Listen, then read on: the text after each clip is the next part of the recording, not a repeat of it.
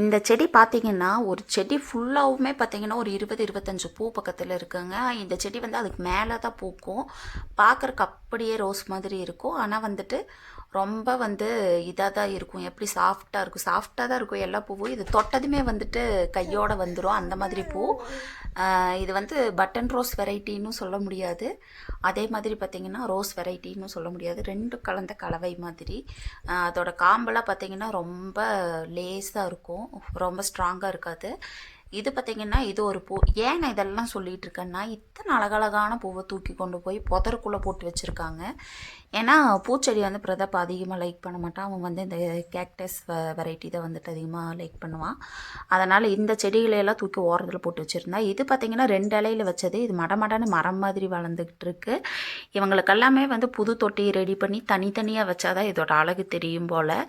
இந்த செடி பார்த்தீங்கன்னா ரொம்ப நாளாக நான் வந்து நோட் பண்ணிக்கிட்டே இருக்கேன். என்னன்னா இந்த டேபிள் ரோஸ் இருக்கு இல்லைங்க, அந்த செடியாக இருக்கும்னு நினச்சி நான் வந்துட்டு பார்த்துட்டே இருக்கேன். இப்போ வரைக்கும் பூவே வரலை. கிட்டத்தட்ட